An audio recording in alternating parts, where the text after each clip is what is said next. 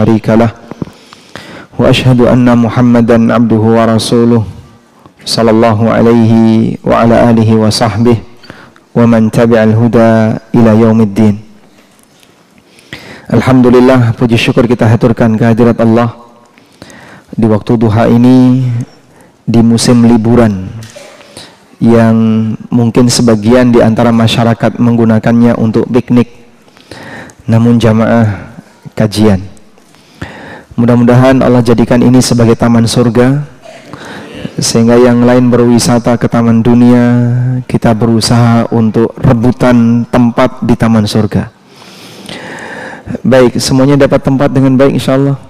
Nah, yang sebelah kanan saya atau sebelah selatan barangkali kasih space biar nanti yang baru masuk bisa dapat tempat. Di sebelah kiri saya masih ada beberapa ruang yang kosong, jadi mungkin yang di belakang ya untuk bapak-bapak dikasih jalan.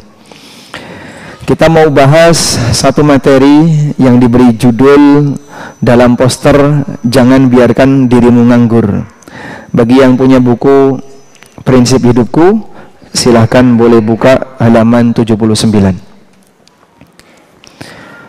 Berkaitan dengan waktu yang diberikan oleh Allah Subhanahu wa ta'ala. Menurut Anda waktu itu nikmat enggak, Pak? Nikmat? Nikmat. Mana yang lebih besar, nikmat waktu atau nikmat makanan? Nikmat waktu atau nikmat makanan? Waktu. Mana yang lebih besar, nikmat waktu atau nikmat duit? Waktu. Waktu. Gimana? Oh, duit. Yang belakang jawabnya duit ya. Kalau ibu-ibu duit, bawa-bawa waktu. Karena waktu untuk nyari duit, Pak. Cara mengukurnya kayak gini. Cara mengukurnya, Anda lebih sedih mana? Kehilangan waktu atau kehilangan uang? Yang benar. Jadi kalau misalnya kehilangan uang 1 juta sama kehilangan waktu 1 jam, itu lebih menyedihkan yang mana, Pak? Serius? Iya, waktu emang nggak bisa dicari. Tapi kejujuran suasana batin nggak bisa dibohongi.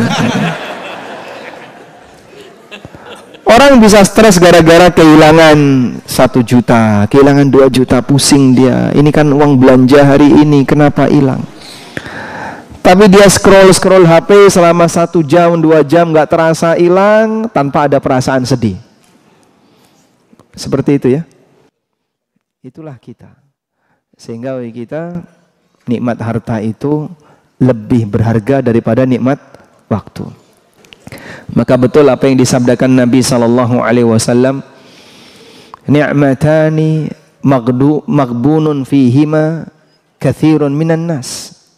Ada 2 nikmat di mana banyak orang tertipu terhadap 2 nikmat ini. Tertipu dalam arti dia telah diberi oleh Allah nikmat itu, tapi tidak dimanfaatkan dengan baik. Sehingga dia merasa ini bukan hal yang berharga, kalaupun hilang ya sudah, toh nanti masih ada stok yang lain.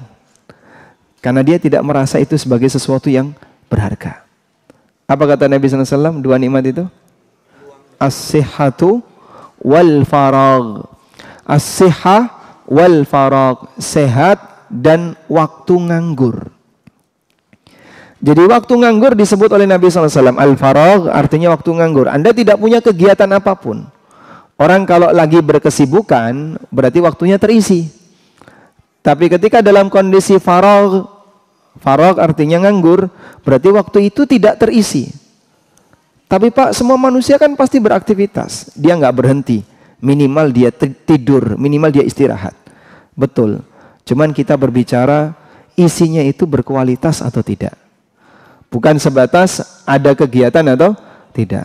Kalau bicara ada kegiatan atau tidak, bayi itu semua isi waktunya juga penuh dengan kegiatan. Anak kecil usia 2 tahun, 3 tahun gak mau diem ya. Habis mainan pasir, mainan mobil-mobilan, ganti lagi mainan apa lagi, dia gak mau diem.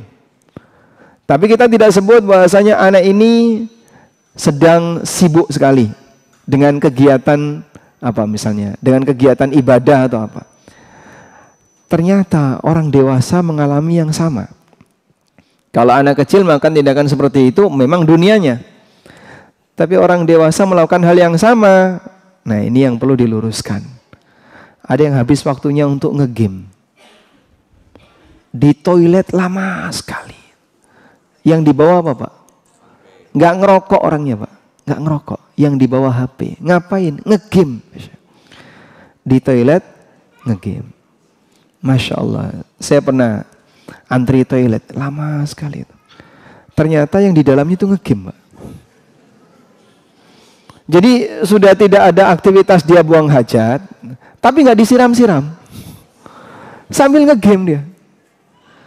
Akhirnya kita gedor gitu ya. Barulah kemudian dia suara flash, suara siram-siram, suara dia cebok, itu baru dia lakukan. Ternyata dia ngegame. Masya Allah. Ada orang kayak gini. Dia memanfaatkan waktu ke toilet untuk ngegame.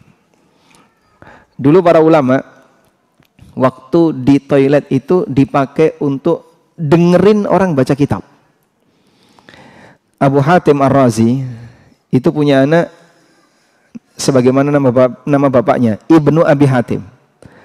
Abu Hatim itu dipuji oleh orang. Anda termasuk di antara orang yang sangat rajin belajar.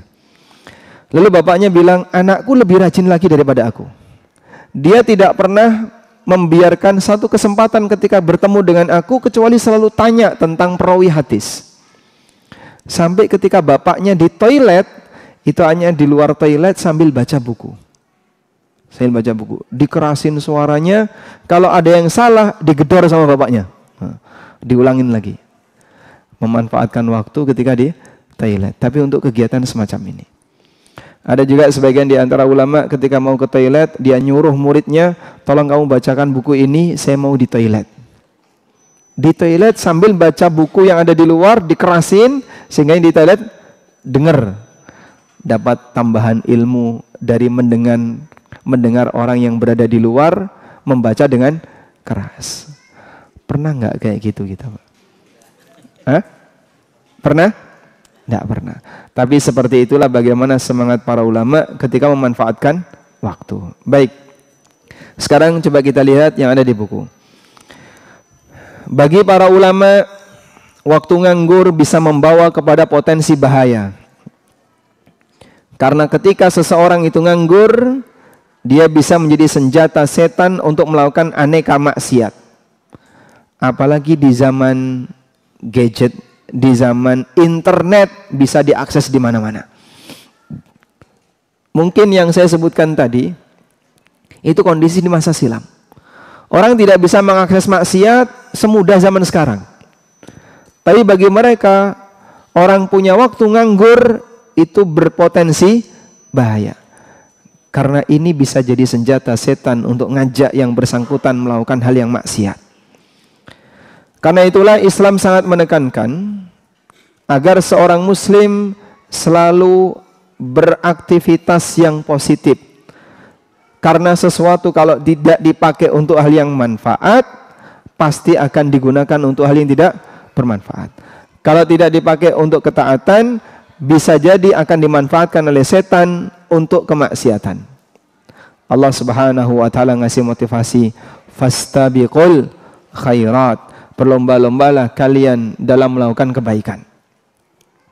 Dan alhamdulillah seorang muslim itu sebenarnya nggak ada istilah tidak punya kerjaan. Sebab kita dimudahkan oleh Allah bisa melakukan ibadah dengan semua organ badan. Bisa beribadah pakai lisan, bisa beribadah pakai batin, sebagaimana kita bisa beribadah dengan gerakan anggota badan. Sehingga kalau Bapak Ibu nganggur, bisa nggak dipakai untuk kegiatan ibadah yang bentuknya tanpa harus melakukan gerakan badan? Bisa? Zikir. Bisa apa lagi, Pak? Baca Quran. Sehingga seorang muslim tidak akan ada istilah, saya sudah kehabisan media untuk ibadah. Tidak ada. Sebab ibadah bagi seorang muslim ada di banyak tempat. Boleh dia ibadah dengan lisan, sebagaimana dia bisa beribadah dengan anggota badan. Baik.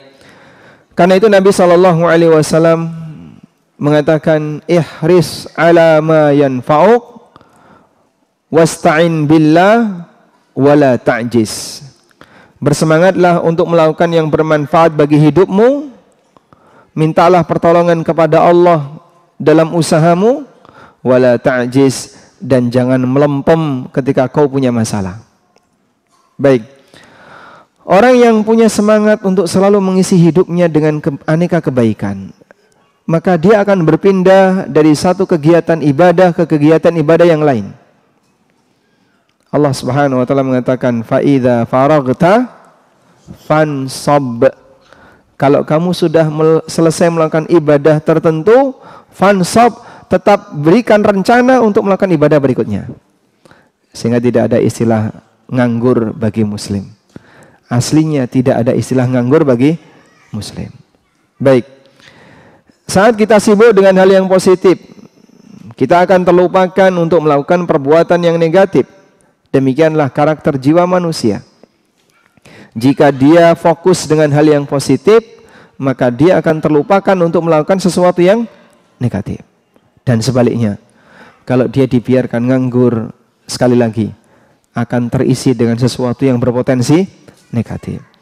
Saya bacakan keterangan Ibnu Qayyim rahimahullahu taala. Kata beliau,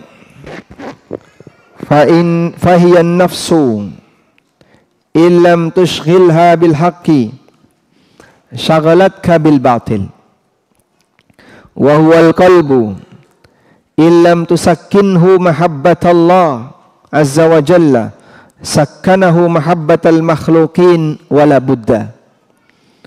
Itulah jiwa yang jika kau tidak sibukkan jiwa dengan kebaikan, syagalatka bil batil, maka jiwa itu akan menyibukkanmu dengan kebatilan. Jika kau tidak mengisi jiwa itu dengan kebaikan, jiwa itu akan menyibukkanmu dengan kebatilan. Wa huwal qalbu, dan itulah hati. Illam tusakkinhu mahabbatallah, jika hati itu tidak kau ajak untuk bisa menjadi tenang karena mencintai Allah, sakkanahu mahabbatul makhluk, maka hati itu akan merasa nyaman dan merasa tenang ketika dia cinta kepada makhluk. Maksud Ibnu Qayyim adalah, kalau kita tidak melatih hati ini untuk mencintai Allah, maka hati itu akan terlalu bergantung kepada makhluk. Pada posisi ketika hati itu terlalu bergantung kepada makhluk, apa yang terjadi? Dia tidak akan bisa menikmati kedekatan kepada Allah Subhanahu wa taala. Sehingga saat ibadah nggak sabar, pengennya cepat selesai. Tapi kalau lagi ngobrol, waktu hilang tanpa terasa. Ada orang misalnya, jangan sholat tarawih di sini. Kenapa? Lama sekali. 8:30 baru selesai. 8:30 itu sudah lama ya Pak. Itu di Jogja ya. Karena biasanya jam 8:15 sudah selesai. Di sini saja 8:15. Selisih 15 menit itu perhitungan, Pak. Saya pernah di WA oleh salah satu takmir. Pak, tolong kalau jadi imam jangan kelamaan, jamaah komplain. Padahal cuman saya tambahin 10 menit, Pak. Dari yang biasanya 8:20 selesai, ini 8:30 selesai. Orang kalau lagi sholat tarawih, Pak, yang paling sering dilihat apa, Pak? Jam. Dapat 2 rakaat, nengok ke belakang. Dapat 2 rakaat lagi, nengok ke belakang. Betapa berharganya waktu orang ini sampai ketika waktunya dipakai sholat 2 rakaat saja, seolah-olah dia sudah kehilangan waktu banyak. Kok lama ya? Biasanya jam 8:15 sudah selesai. Ini 8:30 baru selesai. Udah selesai salam sholat tarawih, ngobrol sama temannya 9:30, Pak. Dan dia tidak merasa kehilangan waktu. Nggak ada ceritanya orang lagi ngobrol dan dalam posisi dia nggak punya kesibukan, bolak-balik lihat jam, itu nggak ada, Pak. Dia bisa asik menikmati itu walaupun waktunya hilang, tapi dia tidak merasa ada yang hilang. Sama-sama ada isinya. Tapi kenapa ketika dipakai untuk ini dia merasa hilang waktu, tidak masalah, tapi ketika dipakai untuk sholat selisih 5 menit saja komplain. Ada apa itu, Pak? Karena dia lebih senang sama makhluk daripada senang sama Allah. Maka ketergantungan batin seorang hamba ketika sama makhluk dia bisa nyaman, sama Khalik dia nggak nyaman. Bermunajat dalam waktu ketika dia sendirian itu nggak bisa lama. Begitu selesai sholat wajib, dia zikir, teman-temannya sudah pada bubar semua satu-satu. Wah, itu sudah pingin bangkit gitu ya. Kalau bukan karena target zikir, mungkin dia segera bangkit. Sehingga saya belum selesai, saya belum baca ayat kursi, saya belum baca tasbih 33 kali, saya belum ini, tapi yang lain sudah keluar satu-satu. Gimana kira-kira?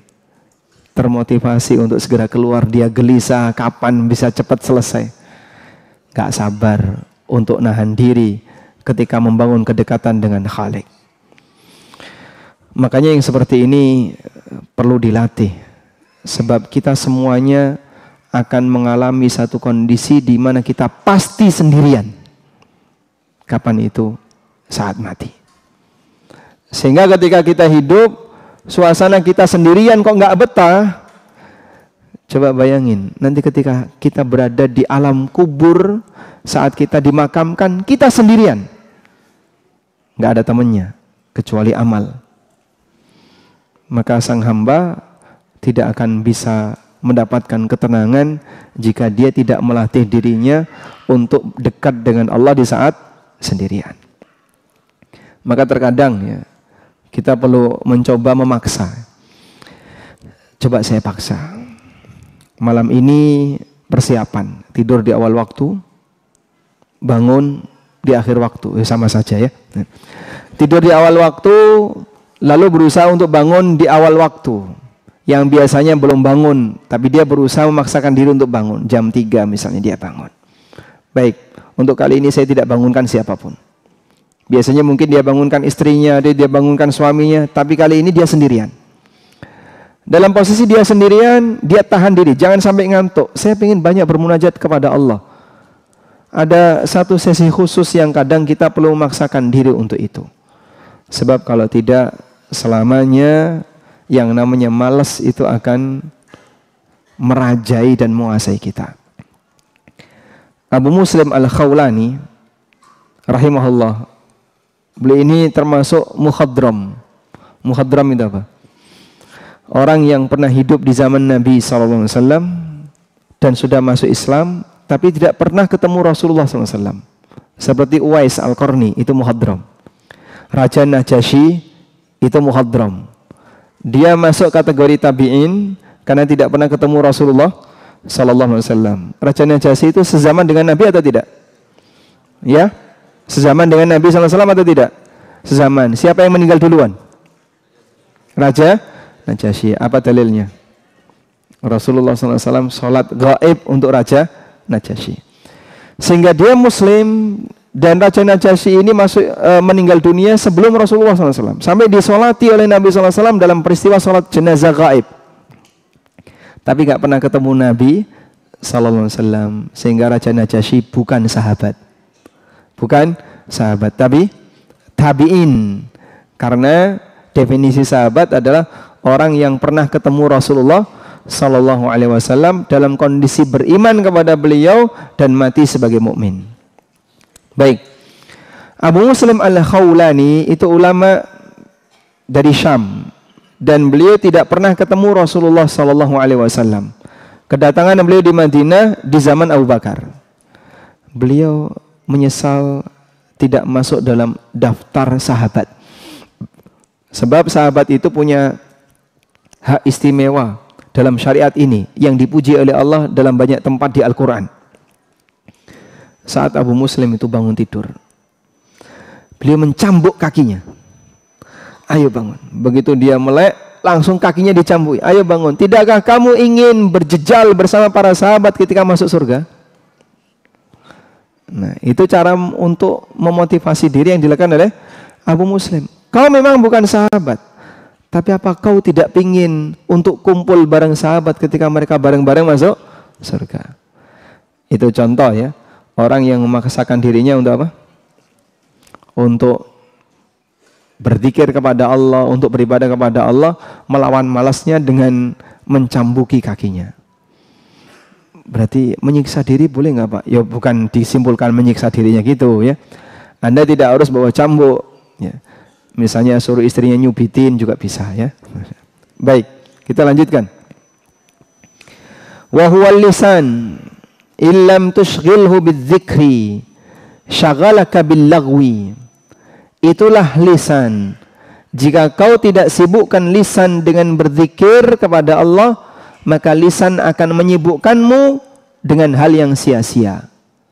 Banyak ngomong yang tidak ada makna. Sesuatu yang bernilai yang dilakukan oleh lisan, ada yang bentuknya baca Quran, ada yang bentuknya mengucapkan kalimat thayyibah, ada yang bentuknya membaca buku-buku agama, menyampaikan nasihat agama, membahas tentang Al-Quran dan Sunnah, dan seterusnya. Itulah lisan. Baik, coba masing-masing kita ngukur penggunaan lisan kita ini Pak. Lebih dominan dipakai apa? Ngobrol urusan dunia atau ngobrol urusan agama? Yang mana? Dunia. Dunia. Nah itu bukti bahwasanya kita belum memaksimalkan lisan ini untuk kegiatan agama. Kata Ibnu Qayyim rahimahullah, itulah lisan. Kalau kau tidak sibukkan lisanmu untuk berzikir, lisan akan menyibukkan kamu dalam urusan dunia. Karena itu terkadang perlu diberi target juga Pak. Contohnya gimana? Saya jadikan tugas ya untuk para jamaah ya. Di antara jamaah yang datang dari tempat paling jauh mana? Paling jauh dari mana Pak? Oh dekat sini, Masya Allah. Yang paling jauh mana yang paling jauh? Dari mana? Mana? Depok, Masya Allah. Depok sini 1 jam cukup? Lebih, sampai 2 jam. Alhamdulillah. Tayyib. Nggak ada hadiahnya ya. Cuman saya mau sampaikan begini. Coba jadikan ini sebagai komitmen Pak, juga ibu-ibu. Nanti selesai kajian ini, Anda pulang, bisa nggak tidak putus baca istighfar? Sanggup insya Allah? Atau mungkin Anda bisa baca subhanallah wa bihamdi. Atau baca zikir yang lain, baca tahlil, la ilaha illallah. Dari mulai masjid ini sampai pulang, nggak putus baca tahlil. Bisa insya Allah? Tapi nanti istri ngajak ngobrol ya Pak. Berarti istrinya dikasih tugas yang sama. Sehingga dua-duanya nahan diri. Coba jangan ngobrol sampai exit tol. Ya, istrinya nyadat. Nyadat apanya Pak? Istighfarnya dicatat. Masya Allah. Nggak perlu dicatat Pak. Sudah ada yang nyadat. Malaikat pencatat amal. Anda tidak diperintahkan untuk menghitung sendiri amal Anda. Allah yang ngitung. Manusia, Masya Allah, andaikan disuruh untuk ngitung sendiri amalmu. Coba kau hitung sendiri amalmu, nanti kau laporkan dan akan dibayar.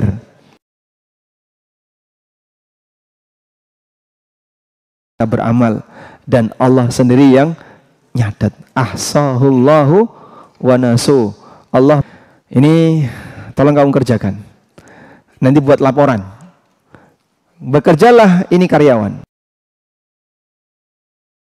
Laporan, maka setiap aktivitas yang dia lakukan, dia catatin. Jam ini ngapain, jam ini saya ngapain. Sehingga dalam 1 hari ini ada sekian kegiatan yang dia lakukan. Kemudian dilampirkan sebagai laporan harian. Ada perusahaan yang kayak gitu? Ada ya. Baik. Kira-kira Pak, andaikan kita beramal kepada Allah disuruh seperti itu, sanggup nggak Pak? Sanggup? Nggak sanggup Pak. Nggak sanggup. Masya Allah, kasih sayang Allah kepada hambanya.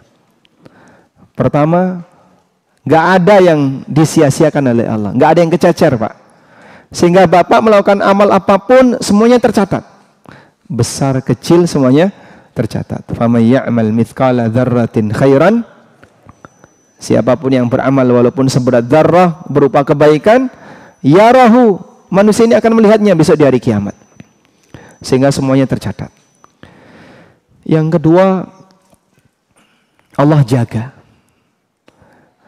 Sehingga catatan itu bukan seperti catatan manusia. Kemarin sudah saya laporkan, tapi hilang nih Pak. Sekarang kau buat laporan baru. Nah, ini tambah kerjaan lagi. Sehingga tidak ada catatan yang telah Allah catat dari amal hamba, kemudian kececer hilang, itu tidak ada. Allah jaga. Innallaha la yudhi'u ajral muhsinin. Allah tidak menyia-nyiakan pahala dari amal orang yang berbuat baik.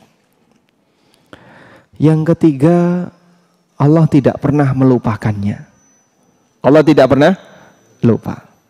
Sehingga mungkin hamba melupakan, tapi Allah tidak lupa. Wa ma kana rabbuka nasiya. Rabbmu tidak pernah melupakannya. Sehingga hamba dapat jaminan, amalmu apapun pasti dicatat, nggak ada yang kelewat. Amalmu apapun dijaga oleh Allah sehingga tidak ada yang hilang. Amalmu apapun tidak ada yang dilupakan oleh Allah. Karena mungkin misalnya ada catatan, tapi bosnya melupakan. Saya nggak ingat kalau kamu udah melakukan kayak gini. Udah, nggak saya bayar. Itu mungkin manusia ya. Tapi Allah Subhanahu wa taala mengatakan, "Wa ma kana rabbuka nasiya." Rabbmu tidak pernah lupa. Dalam hal maksiat juga sama. Kalau misalnya kita diminta untuk nyatet dosa, coba Bapak Ibu nanti setelah sampai rumah siapkan satu lembar kertas, tuliskan dosa apa yang sudah Anda lakukan dari bangun tidur sampai jam 11 siang. Banyak yang dimanipulasi. Tapi Allah Subhanahu wa taala tahu kita berbuat dosa yang kita lupakan. Ahsahullahu wa nasu, Allah menghitung semuanya walaupun manusia melupakannya. Maka tinggal kita perbanyak, silakan perbanyak. Anda tidak ngurusi catatan. Yang nyatat Allah Subhanahu wa taala. Para malaikat yang ditugasi oleh Allah itulah yang mencatatnya. Baik, maka sangat disayangkan kalau lisan dalam kondisi nganggur kemudian kita biarkan. Ibnu Qayyim mengatakan wa huwal lisan illam tushghilhu bidzikri syaghalaka bil lagwi. Itulah lisan. Kalau kau tidak sibukkan untuk berzikir, maka lisan akan menyibukkanmu dengan hal yang sia-sia. Wa ma huwa 'alaika wala budda, dan lisan tidak pernah mikir nasibmu dan itu pasti akan terjadi. Fakhtar li nafsika ihdal khatain ihdal ihtatain wa anzilha fi ihdal manzilatain. Oleh karena itu, silahkan kau pilihkan bagi dirimu yang terbaik dan posisikan dirimu pada kedudukan yang paling baik. Di saat itu Anda punya pilihan, membiarkan lisan nganggur, tapi nanti akan digunakan untuk hal yang sia-sia oleh setan, atau kuasai lisanmu dengan jaga lisan ini basah dengan berzikir, walaupun tidak didengar oleh siapapun. Alhamdulillah Nabi SAW mengajarkan zikir cukup dengan dihitung jari. Media ngitung yang digunakan Nabi SAW tidak perlu benda tertentu yang dipegang oleh orang.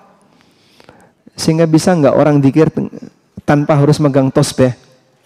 Sangat bisa. Tidak harus menggunakan tasbih digital? Bisa. Dan bukan syarat zikir itu sah ketika membawa alat. Bahkan tidak dihitung pun bisa.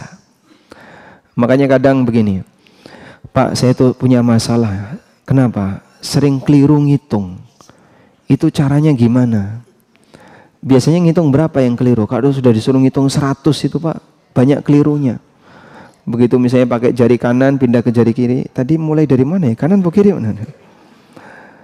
Mulai dari jempol atau mulai dari kelingking? Bingung kan? Sering ada kayak gitu Pak? Baik. Terus gimana caranya Pak? Biar saya nggak pusing mikir bingungnya ngitung kayak gini. Udah gini aja.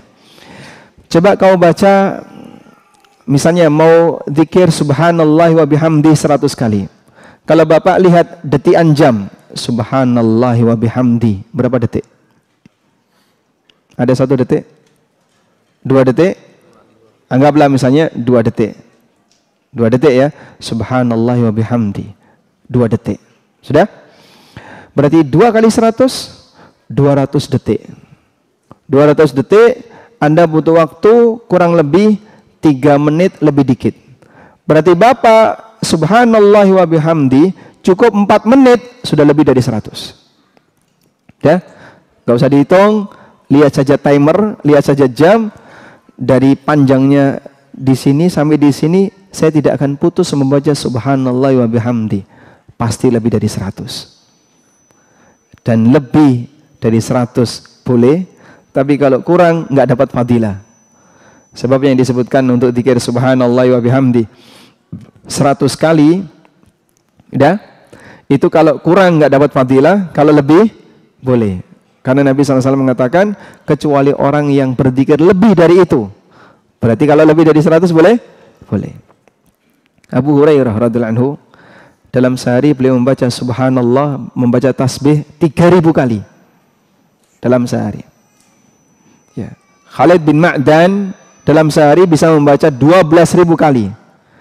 Beberapa orang soleh masa silam saking seringnya membasahi lisannya dengan zikir, sampai angka zikir yang dia baca itu di satuan ribuan. Yang kita mungkin baru puluhan atau enggak sampai 100. Kalaupun bisa 100, walhamdulillah. Baik. Maka pilihkan untuk diri kita yang terbaik, karena jika tidak dimanfaatkan untuk kebaikan, akan dimanfaatkan oleh setan untuk menggunakan media itu sebagai alat maksiat. Untuk itulah dulu para ulama sangat membenci orang yang nganggur. Selain karena mereka buang-buang waktu, orang yang nganggur lebih mudah berbuat maksiat. Itu dulu loh Pak. Kalau sekarang lebih beresiko lagi. Dengan adanya HP, dengan adanya internet, di posisi ketika kita sedang nganggur. Baik. Bapak-bapak ya, kalau misalnya Bapak mau tidur, nggak bisa tidur. Kelimbang-kelimbung di atas kasur, nggak bisa tidur ya. Ya? Megang HP sendirian, nggak bisa tidur. Kira-kira solusi apa yang sebaiknya kita lakukan? Hah? Nyetel murotal sampai tidur. Nyetel murotal langsung tidur. Masya Allah. Murotal pengantar tidur. Boleh nggak kayak gitu? Hah? Nyetel murotal tapi nanti ditinggal tidur. Boleh? Tidak kita sarankan. Ini kurang mengindahkan Al-Quran ya. Sehingga kalau sekiranya nggak bisa tidur, kemudian megang HP itu beresiko, kami sarankan matikan datanya. Taruh di tempat agak jauh yang tidak terjangkau dengan tangan. Insya Allah lebih aman ya. Baik. Meskipun gangguan seperti ini cukup besar, pengen nonton, pengen lihat. Dan ada banyak cara yang bisa dilakukan oleh masing-masing muslim untuk menjaga dirinya. Sebab ini situasi kritis.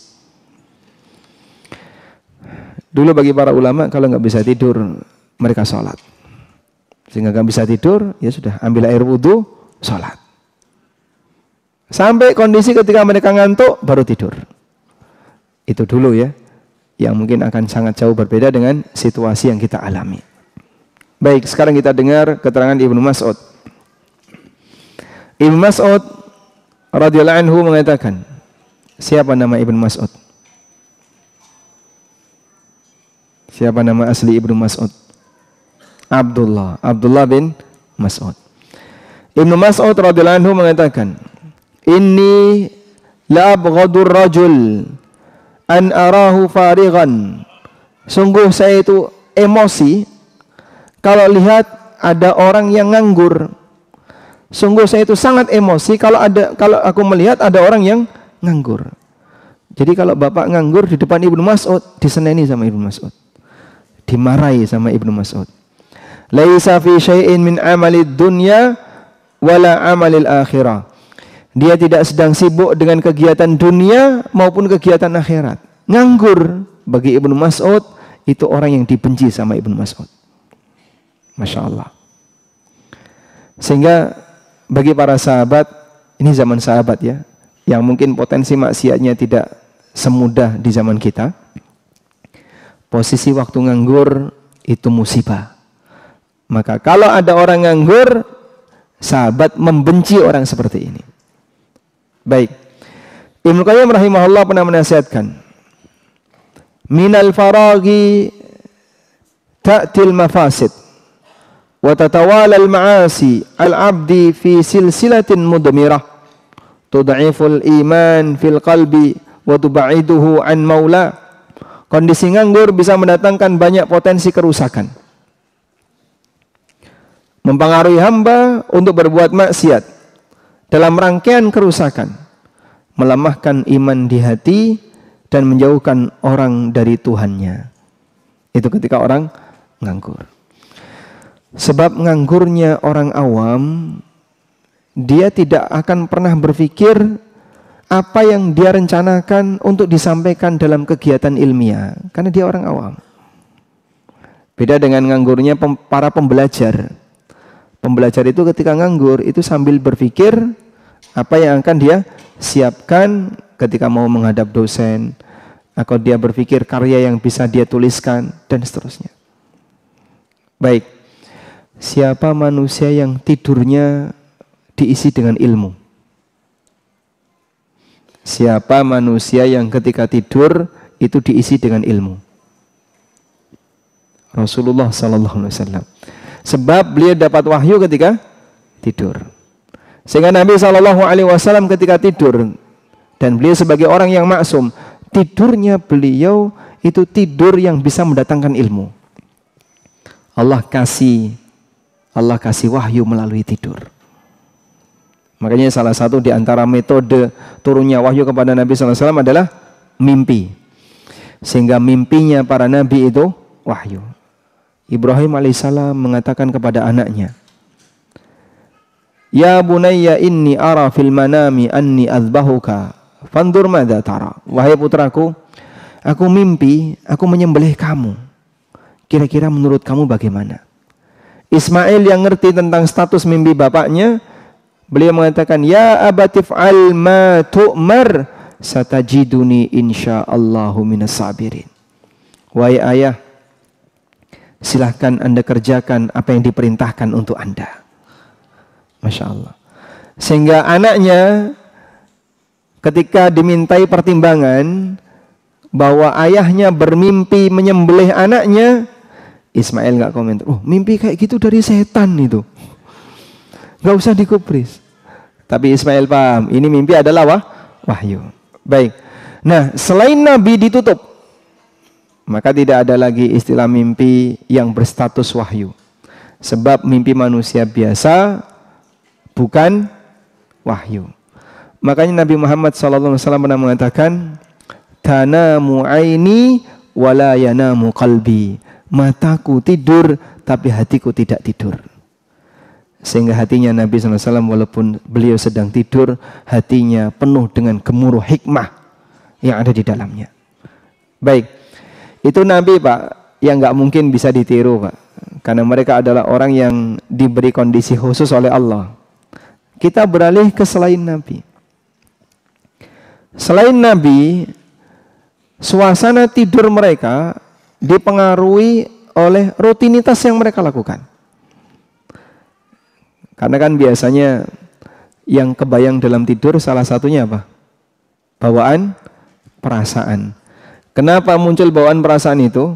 Sesuai aktivitas yang sedang dia kerjakan. Bapak misalnya Pak ya, ikut melaut. Anda naik perahu, diombang-ambing ombak dalam waktu kurang lebih 1 jam. Mendarat, capek, tidur. Saat tidur gimana Pak? Terasa masih goyang. Sehingga ke bawah aktivitas terakhir yang Anda lakukan dalam tidur yang Anda kerjakan, dalam tidur yang Anda lakukan. Dalam posisi itulah dia serasa seperti masih goyang. Baik. Para ulama karena saking seringnya mutola'ah sampai tidurnya kepikiran ilmu. Sehingga Imam Bukhari rahimahullah dalam waktu semalam terkadang beliau bangun 16 kali atau 17 kali. Begitu bangun langsung nyalain lampu, nyatet. Karena teringat ketika tidur. Sudah ngantuk, matikan lampu, tidur lagi. Lalu beliau terbangun lagi, terjaga lagi, nyatet lagi. Sampai 16 atau 17 kali. Anda kalau tidur berkali-kali bangun rasanya gimana, Pak? Nah, puyeng ya, pusing dan pengen dendam. Balas dendam ya.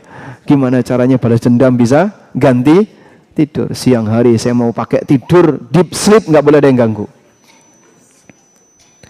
Ibu-ibu ya, kalau sudah punya bayi, begitu bayi lahir, kira-kira di usia 3 bulan ke bawah, sering bangun malam. Suaminya ikut bangun nggak, Pak? Suaminya ikut bangun nggak? Dikit ya, dikit. Dikit maksudnya gimana? Bangunin ibunya, melek. Tidur lagi, Masya Allah. Baik. Itu kadang ibu-ibu merasa saya pusing karena saya nggak bisa tidur dengan baik. Sehingga berkali-kali bangun. Sampai 5 kali, 6 kali. Karena anaknya nangis di malam hari. Masya Allah. Imam Bukhari sampai 16-17 kali. Perjuangan yang demikian besar. Dan Anda menikmati karya beliau gak pakai bayar. Haddatsana qala, hadis riwayat Bukhari gitu kan. Ada hadis seperti ini, Nabi SAW bersabda, hadis riwayat Bukhari, hadis riwayat Bukhari. Dan kita begitu yakin, ini riwayat Bukhari loh ya. Pasti sahih. Itu dari hasil perjuangan seperti tadi. Baik, kita lanjutkan. Dari sinilah kita bisa lihat mengapa para ulama di masa silam selalu tenggelam dalam kesibukan. Baik kesibukan belajar, kesibukan mengajar, maupun kesibukan beramal. Waktunya full untuk berpindah dari satu ibadah ke ibadah berikutnya. Musa bin Ismail pernah memuji seorang ulama di zaman tabi'in namanya Hammad bin Salamah bin Dinar. Hammad bin Salamah bin Dinar. Dikatakan tentang Hammad bin Salamah, kana mashghulan bi nafsihi. Beliau adalah orang yang sibuk dengan aktivitas pribadinya. Imma ayyuhadditha wa imma ayyaqra'a wa imma ayyusabbiha wa imma ayyusalliya. Kamu kalau bareng sama Hammad, aktivitas Hammad itu kalau enggak menyampaikan hadis, beliau membaca kitab, beliau bertasbih, beliau sholat, beliau baca Quran. Udah. Enggak ada yang lain. Jadi enggak ada ceritanya main tenis, enggak ada. Bal-balan itu enggak ada. Semua waktunya, apalagi mancing. Sehingga Anda kalau jejer sama ulama ini, yang Anda lihat, kalau beliau tidak sedang baca Quran, beliau sedang baca buku, beliau bertasbih, beliau sholat, beliau ibadah. Karena qad qassaman nahar ala hadhil a'mal. Kalau siang hari beliau gunakan waktunya untuk kegiatan-kegiatan itu. Walidha mata Hammad ibnu Salamah fil masjid wa huwa yusalli. Karena itulah Hammad, sampai digambarkan oleh sebagian ulama, andaikan malakul maut datang ke Hammad lalu memberitahu, wahai Tuan Hammad, kamu akan mati 1 jam lagi, sudah tidak ada waktu untuk diisi tambahan ibadah karena sudah full. Kalau kita kan beda ya, Pak, andaikan diberitahu, Pak, Bapak akan mati 1 jam lagi, mungkin Anda akan bergegas wudu untuk sholat. Karena sebelumnya Anda nganggur. Tapi Hammad bin Salamah ketika diberitahu, andaikan malakul maut datang ke Hammad lalu memberitahu, 1 jam lagi Anda akan mati, sudah tidak ada waktu, tidak ada slot lagi untuk diisi tambahan ibadah karena sudah full, Pak. Dan beliau meninggal dalam posisi sholat ketika di masjid. Sehingga beliau beralih dari satu aktivitas ke aktivitas yang lain, dari satu kegiatan ke kegiatan yang lain. Baik. Hingga sebagian ulama seperti Al-Munawi menyebutkan bahwa orang yang membiarkan harinya berlalu tanpa aktivitas yang bermanfaat, berarti dia telah mendurhakai waktunya. Orang yang membiarkan waktunya berlalu tanpa aktivitas yang bermanfaat, berarti dia telah mendurhakai waktunya. Kata Al-Munawi, i'lam annahu minal faraghi takunu sabwah. Sadarilah, waktu nganggur itu bisa melalaikan. Wa man amda yaumahu fi ghairi haqqin qadahu. Siapa yang menghabiskan harinya tanpa diisi dengan menunaikan kebenaran. Au fardin addahu, atau dia melaksanakan kewajiban. Atau dia berusaha untuk membangun kebaikan, mendapatkan tambahan ilmu, kata beliau, faqad aqqa yaumahu, berarti dia telah mendurhakai harinya. Ya. Jadi kita bisa ngukur ya, kira-kira berapa jam dalam aktivitas yang kita lakukan kosong tanpa kegiatan, yang cuma diisi scroll tadi. Cukup banyak ya, apalagi di masa sekarang. Maka tanamkan komitmen bahwa kita tidak akan membiarkan kondisi nganggur dan berusaha untuk mengisinya dengan hal yang bermanfaat, baik untuk tujuan dunia maupun untuk tujuan akhirat. Sehingga kalau bapak-bapak misalnya, Pak, pensiun itu menakutkan enggak? Tidak. Bagi sebagian orang menakutkan. Sehingga ketika misalnya diminta, Bapak harus pensiun dini. Oh enggak, saya tetap ingin berkarya. Karena dia ketika pensiun takut penghasilannya berkurang. Baik. Pertimbangan kenapa takut? Karena masalah penghasilan.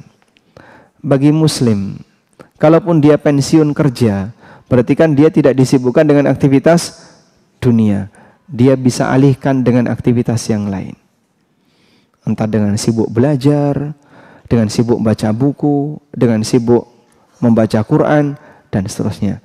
Dan mohon disadari, seperti ini butuh pengantar. Kalau tidak dibiasakan di saat masih muda, nanti begitu dia sudah mengalami usia pensiun, mau mengawali sulit. Tapi kalau sudah dia biasakan di usia ketika dia masih kuat, begitu dia sudah pensiun, tinggal melanjutkan. Baik. Berapa lama Bapak Ibu kuat baca buku? Paling lama berapa menit? Saya enggak satuan jam ya, satuan menit saja ya. Paling lama berapa menit? 30 menit kuat? Enggak ngantuk? Ngantuk. Umumnya orang kan kayak gitu ya. Jadi dia baca buku-buku yang bukan Al-Quran ya, dia baca textbook. 30 menit rasanya sudah pusing di depan ini. Makin berat terus kan ngantuk. Karena belum terbiasa. Tapi kalau sudah terbiasa, bisa 1 jam, 2 jam, dan dia merasakan nikmatnya dapat tambahan ilmu. Maka saya sarankan, Anda tentu tidak bisa mengejar majelis seperti ini setiap saat. Pasti akan ada waktu di mana Bapak kosong ya. Sehingga habis kajian ini nggak nyambung dengan kajian berikutnya, ada waktu kosong. Ketika Anda gunakan itu untuk membaca buku, saya sarankan setiap kali baca buku, sediakan 1 buku tambahan sebagai buku catatan. Tujuannya untuk mencatat apa yang Anda dapatkan dari hasil membaca buku itu. Sudah? Ini akan terasa lebih nikmat, karena ketika cuma dibaca scan saja, scan, dapat 2 halaman, ngantuk, ya, itu tidak akan ada yang mengendap. Tapi kalau ketika Anda baca buku sambil ada buku catatan asisten, yang nanti ketika Anda baca sesuatu punya hal yang bermanfaat, Anda pindahkan ke situ, insya Allah biasanya lebih melekat. Baik. Dan sebagai saran terakhir, sebelum jam 10:30, kita akan bacakan bagaimana keterangan para ulama di saat mereka begitu serius memanfaatkan waktunya. Pertama, para ulama menyarankan agar kita lebih sibuk dengan aktivitas pribadi daripada kumpul bareng teman. Ausa ba'dus salafi wa ashabi, ausa ba'dus salafi ashabahu. Faqal, sebagian ulama ahli hadis, mereka menasihatkan kepada para muridnya, idza kharajtum min indi fatafarraqu. Kalau nanti kalian sudah selesai ikut kajianku, segera pulang sendiri-sendiri. Wala tajtami'u, dan jangan kumpul setelah kajian. la'alla ahadakum yaqra'ul Qur'ana fi tariqihi. Karena kalau kalian pulang sendiri-sendiri, bisa jadi di jalan kalian bisa murojaah. Wa mata istaba'tum tahaddatstum. Tapi kalau kalian kumpul pasti ngobrol. Ibu-ibu izin suaminya karena suaminya kerja ya. Terus izin sama suaminya, "Bang, hari ini saya mau hadir kajian. Jam berapa?" Jam 9. Izin jam 9, ikut kajian. Pulangnya jam 3. Masya Allah. Daurah, Masya Allah. Kajiannya selesai jam 11 kok. Dari jam 11 sampai jam 3 kemana? Kelayapan dia. Mampir ke sini, mampir ke sini. Kadang ada program makan di kafe dengan iuran tertentu, gantian bayari. Masya Allah. Pantas begitu ngumpul, selesai kajian, langsung ngumpulin dosa dan ngumpulin lemak. Nah, habis kajian makan-makan. Ya, ada sebagian jamaah ibu-ibu yang seperti itu. Dia cerita, kami kalau habis kajian, terus ke warung mana, iuran, kumpulan sekian. Sampai ada ibu-ibu yang komplain, saya nggak punya duit untuk iuran, gimana? Loh, ada apa? Kok kami nggak punya duit? Kajiannya gratis. Iya, habis kajian kita diajak untuk iuran, kumpul bareng, terus makan-makan di mana-mana. Pantes. Selesai jam 11, pulang jam 3. Nah, kan suaminya belum pulang kerja, jadi nggak ketahuan. Izinnya tadi kan waktu keluar, tapi tidak izin waktu balik. Baik. Makanya bapak-bapak tolong dicurigai yang kayak gitu, Pak ya. Baik. Selanjutnya, ini ada keterangan yang disampaikan oleh Khalil bin Ahmad Al-Farahidi. Beliau ulama ahli bahasa di zaman tabi'in. Baik. Kata beliau seperti ini. Athqalus sa'ati alayya sa'atu aklin fiha. Waktu yang paling aku sesali adalah waktu ketika makan. Masya Allah. Waktu yang paling aku sesali adalah waktu ketika makan. Kayak apa itu, Pak? Jadi beliau merasa kehilangan banyak waktu gara-gara makan. Kita enggak kan ya?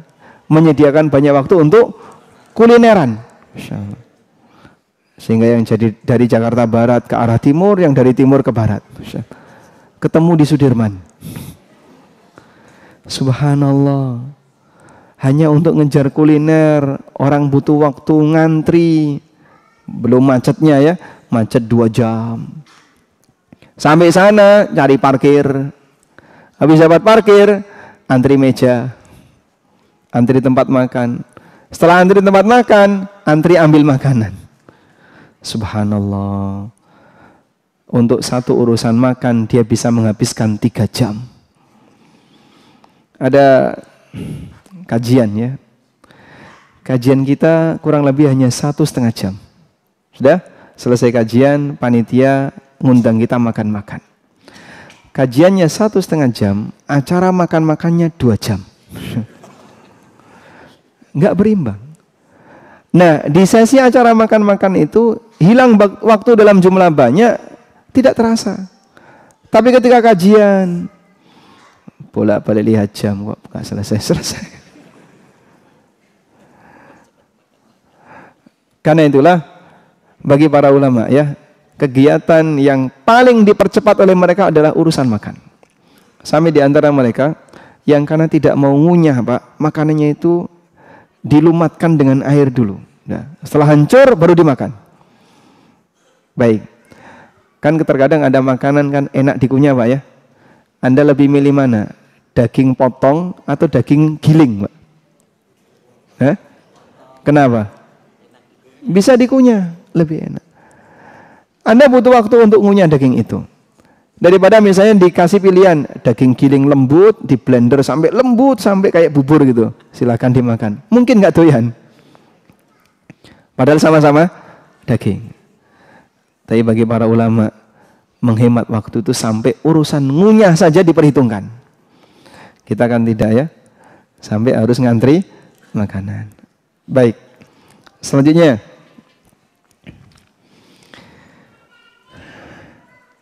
Ibnu Qayyim rahimahullah pernah mengatakan, idha'atul waqti asyaddu minal maut. Membuang waktu itu lebih buruk daripada kematian. Lianna idha'atul waqti taqta'uka 'anillah wad daril akhirah. Orang ketika membuang waktu, dia nganggur, dia biarin saja, memutus hubungan dia dari Allah dan akhirat. Memutus hubungan dia dengan Allah dan hari akhir. Wal mautu yaqta'uka 'anid dunya wa ahliha. Sementara kematian hanya memutus hubungan kamu dari dunia dan penduduknya. Itu ilustrasi yang diberikan oleh Ibnu Qayyim. Sehingga mereka yang demikian gigih memperjuangkan waktu, karena bagi mereka waktu itu modal terbesar untuk kehidupan seorang hamba, dan dia berada pada dua pilihan, antara jadi lebih baik ataukah dia akan menjadi budaknya setan karena tidak memanfaatkan waktu nganggur. Wallahu a'lam. Mungkin itu yang bisa kita sampaikan, dan kita mohon kepada Allah bimbingan agar Allah Subhanahu wa taala menjadikan waktu-waktu kita sebagai waktu yang bermanfaat. Karena terus terang saya sendiri juga merasakan ujian yang paling berat bagi hidup adalah HP.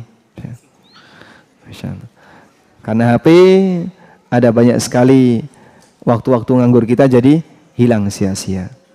Wassallallahu ala nabiyina Muhammadin wa ala alihi wa sahbihi wasallam.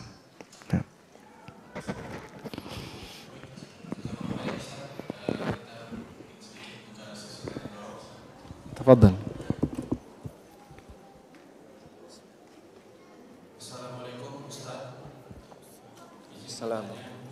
Bagaimana hukumnya jual beli seperti kalajengking, ular, Ustaz? Apakah dibolehkan?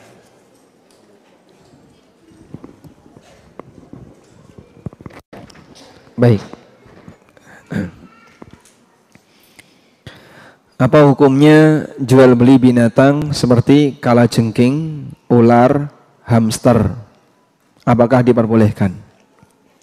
Pertama begini, semua binatang yang boleh dirawat maka boleh diperjualbelikan menurut pendapat jumhur ulama. Kucing boleh nggak Pak? Menurut pendapat jumhur, jual beli kucing boleh. Yang melarang jual beli kucing itu mazhab Hambali. Kalau dalam mazhab Hambali, jual beli kucing hukumnya dilarang. Sehingga kalau orang mendapatkan uang dari hasil jual beli kucing, uang itu haram. Pak, saya tidak melakukan jual beli kucing. Cuman kalau ada orang mau mengadopsi kucing saya minta dia gantiin makanan. Jadi kamu nggak usah bayar pakai uang, kamu bayar saja pakai makanan kucing 2 kilo atau 3 kilo. Dia ngasih makanan 3 kilo untuk mengadopsi seekor kucing. Seperti ini boleh atau tidak? Kan nggak dibayar pakai uang. Kenapa nggak boleh? Kucing kenapa? Karena ada transaksi dengan makanan. Ini juga jual beli. Namanya jual beli barter. Sehingga ada sebagian orang yang berpikir jual beli itu hanya pakai uang. Ini salah ya. Barter juga termasuk jual beli. Sehingga ketika dia mengambil solusi, kalau jual beli nggak boleh. Ya sudah, saya minta gantiin makanan saja. Kamu kasih saya makanan kucing 3 kilo. Nanti boleh ambil salah satu kucing saya. Ini sama saja dengan jual beli. Tapi bentuknya apa? Transaksi barter. Sudah? Selanjutnya bagaimana Pak? Karena kucing ini tidak boleh diperjualbelikan menurut mazhab Hambali, maka bagi mereka yang komitmen dengan pendapat ini, ya tidak boleh minta bayaran apapun, baik uang maupun bahan makanan. Baik. Selanjutnya, untuk binatang yang tidak boleh dirawat, konsekuensinya tidak boleh diperjualbelikan. Tidak boleh dirawat, alasannya apa? 1, diperintahkan untuk dibunuh. Kalajengking itu termasuk enggak? Termasuk. Nabi SAW menyebutkan ada beberapa binatang yang diperintahkan untuk dibunuh. Kalajengking, al-aqrab, ular, al-hayya, tikus, ya. Tikus, al-fa'rah. Ini yang diperintahkan untuk dibunuh. Cicak disebutkan dalam hadis yang lain. termasuk juga yang diperintahkan untuk dibunuh. Maka binatang seperti ini karena diperintahkan untuk dibunuh, jangan dibudidaya, apalagi dijual. Berarti ketika kita beli gimana Pak? Begitu Anda beli langsung dibunuh. Nah buat apa Pak? Sementara kita mau merawatnya. Baik. Sehingga dari 3 yang disebutkan tadi, ada apa tadi? Kalajengking, ular, boleh nggak diperjualbelikan? Nggak boleh. Sekarang hamster. Hamster boleh nggak Pak diperjualbelikan? Baik. Saya pernah punya tulisan tentang hamster. Dan ketika para ulama membahas tentang masalah hamster ini, mereka mengatakan tikus itu tidak boleh. Pertanyaannya, hamster itu tikus atau bukan? Hah? Satu apa namanya? Satu family atau satu film atau satu genre? Jadi pertanyaannya kembali kepada tadi, apakah hamster itu tikus atau bukan? Kalau hamster itu tikus, berarti hukumnya sama seperti tikus. Anda tidak boleh merawatnya, tapi membunuhnya. Tapi kalau hamster itu bukan tikus, maka hukumnya beda dengan tikus. Contoh, landak itu halal. Landak itu halal. Maka apa hukumnya merawat landak mini? Ada kan Pak, landak mini Pak ya? Ya. Apa hukumnya merawat landak mini? Insya Allah tidak masalah, karena landak bukan tikus. Landak di luar binatang seperti tikus yang diperintahkan untuk dibunuh, sehingga merawat landak boleh. Kura-kura yang kecil-kecil itu ya, boleh, karena kura-kura sendiri hukumnya apa? Halal. Ini binatang air, sehingga yang seperti ini boleh dirawat dan konsekuensinya boleh diperjualbelikan. Wallahu a'lam. Waalaikumsalam warahmatullahi wabarakatuh. Apakah saya boleh sambil mendengarkan ceramah? Ketika saya bekerja di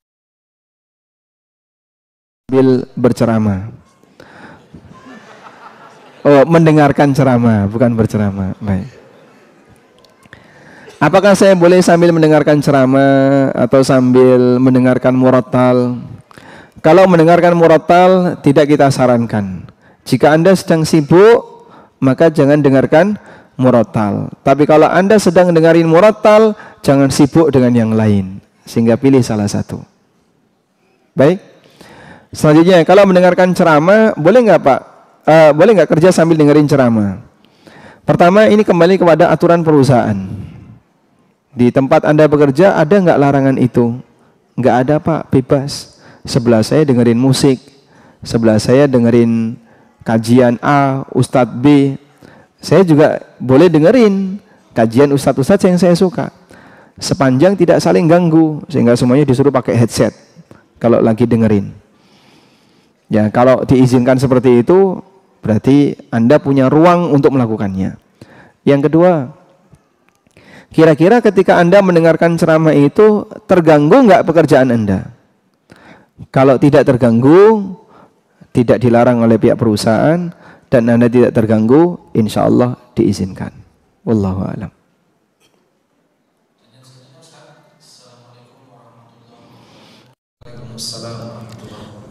Afwan, izin bertanya Ustadz, bagaimana jika berzikirnya cuma di dalam hati karena sambil kerja atau lagi di jalan di kendaraan? Apakah itu termasuk zikir dengan lisan?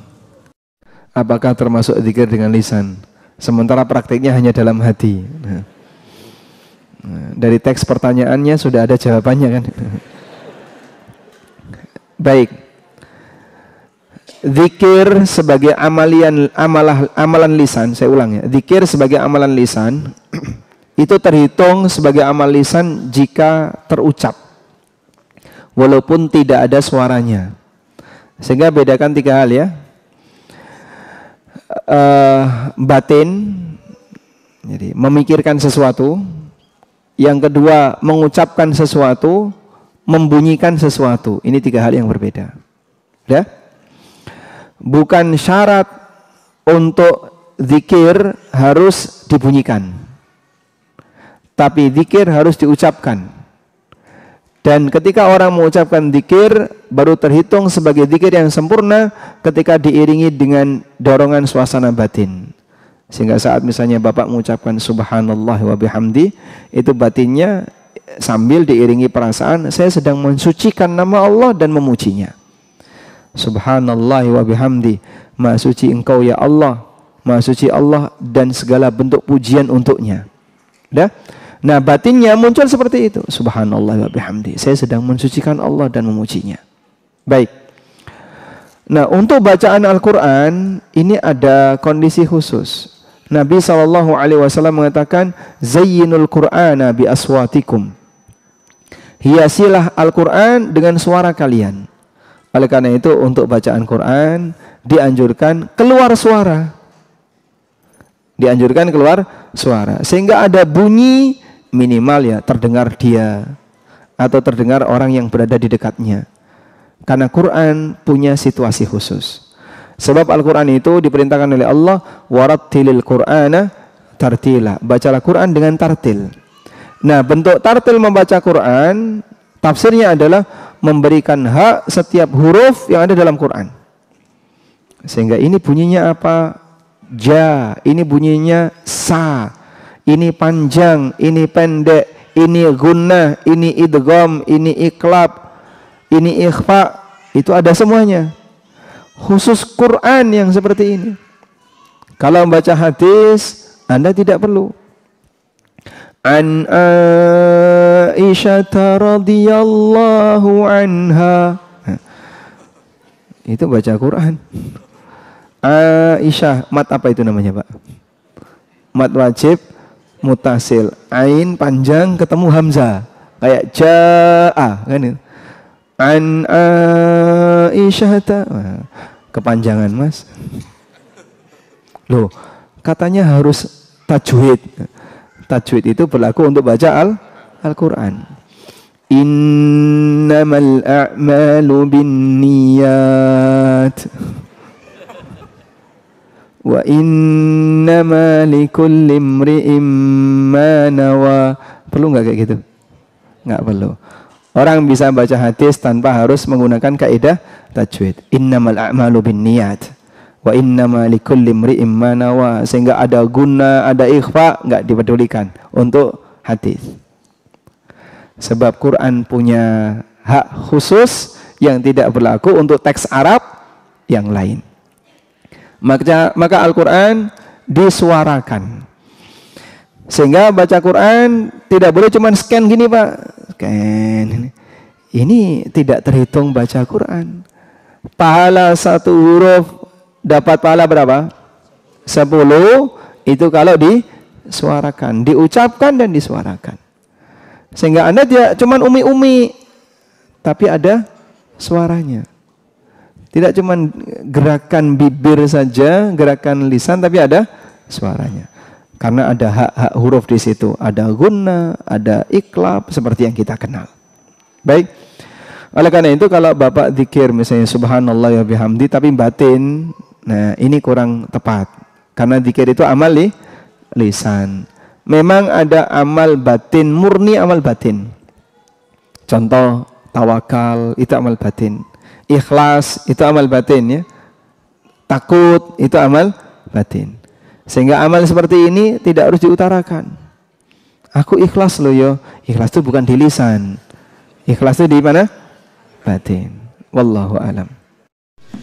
Assalamualaikum warahmatullahi wabarakatuh, Ustaz. Izin bertanya, Ustaz. Bagaimana hukumnya sholat di masjid yang arah kiblatnya terdapat pemakaman? Antara masjid dan pemakaman tersebut dipisah oleh satu tembok besar yang menjadi bangunan di sisi depan masjid. Tidak ada jalan lain yang memisahkan dan solusi yang terbaik bagaimana Ustadz dikarenakan masjid lain jaraknya cukup jauh. Jika masjid dan kuburan itu tanahnya beda, walaupun hanya dilapisi dengan tembok, tidak ada masalah. Karena dia berada di tempat yang berbeda. Ini tanah makam, ini tanah masjid. Terlepas dari mana, dimanapun arah kuburan itu, mau di sebelah kiblat, mau di arah kiblat, mau di belakang masjid, selama tanahnya beda, tidak ada masalah. Tapi kalau masjid itu berada di tanah kuburan, jadi ini satu tanah, dan ini adalah tanah makam, bagian belakang didirikan masjid. Nah, dalam hal ini ulama beda pendapat. Boleh enggak sholat di situ ketika posisi makam sudah ditutup semuanya dari akses masjid, sehingga orang yang berada di dalam masjid enggak bisa melihat makam yang ada di arah kiblatnya, sudah ditutup. Khilaf dalam masalah ini. Dan wallahu a'lam, pendapat yang difatwakan oleh Syekh Muqbil bin Hadi Al-Wadi'i, Syekh Muqbil kita kenal, ulama Yaman ya, beliau mengatakan tidak ada masalah. Dan dalil yang dipakai oleh beliau dan beberapa ulama yang sependapat dengan beliau adalah berkaitan dengan posisi makam Nabi SAW yang berada di sudut Masjid Nabawi. Itu dihukumi di luar masjid, namun dia berada di dekat dengan masjid. Karena itu jika kita menggunakan fatwa ini, maka bapak sholat di situ insya Allah tidak masalah. Sebab sudah di tembok tinggi tadi. Apalagi kalau tanahnya beda. Tanah kuburan sendiri Pak, ada pagernya. Ini masjid di luar tanah kuburan, cuman berdekatan. Ya? Studio ANB sebelahnya kuburan. Ya. Dan batasnya cuma satu tembok saja. Sehingga teman-teman Jakarta yang mau ziarah kubur boleh mampir ke studio ANB ya. Wallahu a'lam. Waalaikumsalam warahmatullahi. Semenjak suami saya wafat beberapa bulan yang lalu, hati terasa hampa, padahal sudah diisi dengan mengaji, zikir, ikut taklim, kajian langsung ataupun via Zoom. Tapi perasaan tetap nggak enak. Bagaimana ya Ustadz untuk mengatasinya? Baik, mudah-mudahan selama ini tidak berlangsung keterusan ya. Sehingga mungkin yang saat ini Anda alami, suasana batin menjadi tidak nyaman karena teringat dengan suami yang baru saja meninggal ya, akan berlalu dengan aktivitas yang Anda lakukan. Tetap jaga kebersamaan Anda dengan komunitas-komunitas orang yang baik, dengan kajian-kajian yang bermanfaat. Mudah-mudahan nanti lambat laun itu akan hilang dengan sendirinya. Dan memang tidak bisa langsung berubah. Makanya wanita masa berkabungnya diberi oleh Allah rentang waktu berapa lama? 4 bulan 10 hari. Di masa berkabung itu wanita tidak boleh safar, tidak boleh tidur di selain rumah duka. Sehingga misalnya malam ini saya pengen tidur di rumah anaknya, tidak boleh. Tidak boleh dandan. Bahkan sebagian ulama menyatakan tidak boleh pakai perhiasan. Yang biasanya sudah pakai cincin, pakai anting, dan itu terpasang terus, dari dulu terpasang terus. Maka begitu suaminya meninggal, ini dilepas untuk sementara. Anting dilepas untuk sementara. Karena tidak boleh dandan. Tidak boleh pakai perhiasan. Selama berapa lama? 4 bulan 10 hari. Ada jamaah yang tanya, Pak Ustadz, ibu saya kesepian di rumah, sementara anak-anaknya di luar kota semuanya. Setelah bapak meninggal, ibu sendirian. Kasihan, boleh enggak saya ajak ibu untuk pulang ke rumah saya, nanti istirahat di rumah kami, di rumah anaknya. Tapi harus safar. Cuman masalahnya begini, ada banyak anak terkadang ngurusi satu ibu nggak sanggup Pak. Anaknya 4 misalnya, ngurusi satu ibu nggak sanggup. Padahal satu bapak bisa ngurusi 4 ibu. Ya Mas. Lanjutkan Mas. Ustadz, Anda mau tanya, kadang menjelang tidur suka ngobrol berlama-lama dengan pasangan. Apakah termasuk buang waktu? Jazakallah. Masya Allah. Sampai jam berapa itu ngobrolnya? Baik. Ini salah satu di antara pengecualian yang disebutkan dalam Sahih Bukhari. Jadi Nabi SAW beliau punya kebiasaan ngobrol dengan istri beliau. Bapak Ibu bisa bayangin ya, siapa kira-kira orang yang menurut Anda sangat sibuk di sekitar Anda? Mungkin Ustadz itu sibuk ya, mungkin Bapak itu sibuk, mungkin orang itu sibuk. Anda misalnya melihat, presiden itu pasti sangat sibuk, gubernur juga pasti sangat sibuk. Sehingga ada orang-orang yang kita kenal, karena dia punya banyak aktivitas, pasti dia sangat sibuk. Saya kadang bayangin, seperti apa sibuknya Rasulullah SAW. Yang beliau aktivitasnya penuh dengan mengajar, membimbing masyarakat, pindah dari satu tempat ke tempat yang lain. Sementara jumlah istri beliau banyak. Sehingga waktunya terbagi untuk ini, terbagi untuk ini. Dan itu pun ketika untuk istri harus dibagi 9. Sehingga satu istri dapat jatah berapa menit untuk bisa membersamai Rasulullah SAW. Maka di saat itulah Nabi SAW memanfaatkan waktu kedekatan dengan istrinya sebelum tidur. Beliau punya kebiasaan setiap sore itu keliling. Jadi begitu selesai asar, maka beliau keliling ke seluruh rumah istrinya. Dikunjungi semuanya, setiap hari. Dan yang terakhir adalah istri yang dapat jatah di malam itu. Sunnah yang hilang di tengah kita. Insya Allah. Gimana? Sunnah ya keliling-keliling tadi mas.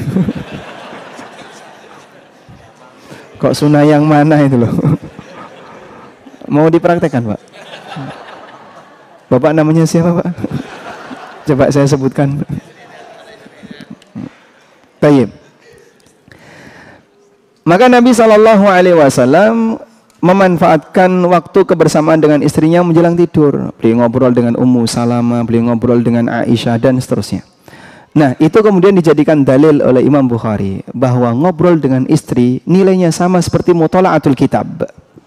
Seperti mempelajari Alkitab. Oleh karena itu para ulama mengatakan semua bentuk obrolan di waktu malam sia-sia kecuali muthala'atul kitab, munadharah ilmu dan sama istri. Itu pengecualian. Maka baca Quran nggak kuat lama, baca kitab ngantuk, yang terakhir ini kesempatannya. Tinggal satu ini ya, bersama dengan pasangan. Wallahu alam. Biasanya yang tidur duluan yang siapa Pak? Bapak atau Ibu? Ibu? Bapak, Masya Allah. Baik, mungkin satu pertanyaan lagi Ustaz. Assalamualaikum Ustaz. Waalaikumsalam. Tentang tema waktu sibuk, agar sholat khusyuk dianjurkan untuk sibuklah di sholat. Bagaimana memaknai sibuk ini Ustaz? Syukron atas penjelasannya. Rasulullah SAW pernah sholat, lalu ada sahabat datang ngasih salam, dan beliau tidak jawab karena beliau sedang sholat.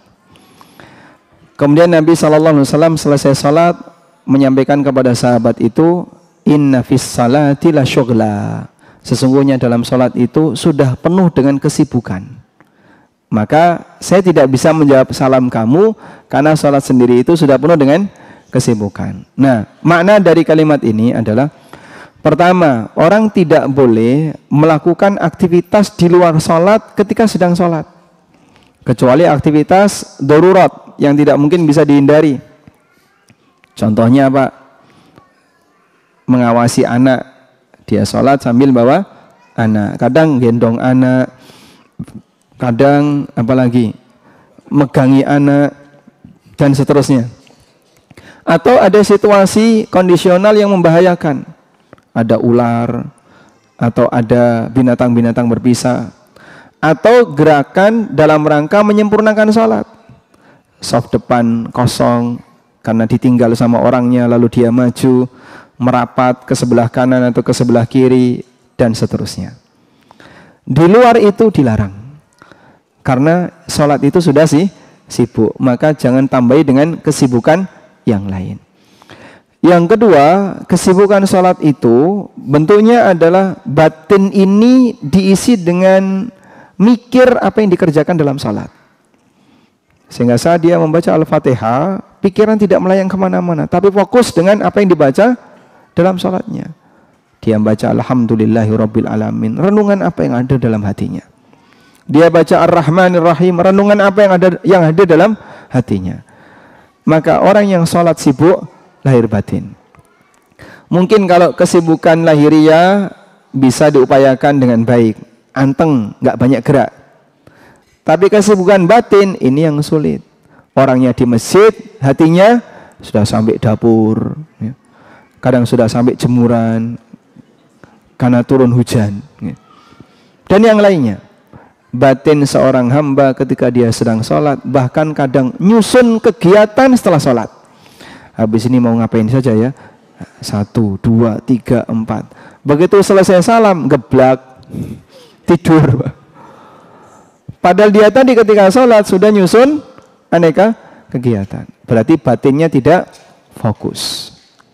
Oleh karena itu, bagi orang yang menyadari bahwa dalam sholat itu sudah penuh dengan kesibukan, dia diajarkan, kalau sedang sholat jangan sibukkan fisikmu dan batinmu dengan kegiatan yang lain. Wallahu a'lam. Baik, mungkin demikian yang bisa kita bahas. Semoga apa yang kita kaji di kesempatan waktu duha ini menjadi ilmu yang bermanfaat. Allahumma anfa'na bima 'allamtana wa 'allimna ma yanfa'una warzuqna ilma. Wa sallallahu ala nabiyyina Muhammadin wa ala alihi wa sahbihi wa sallam. Wa akhiru da'wana anil hamdulillahi rabbil alamin. Wassalamu alaikum warahmatullahi wabarakatuh.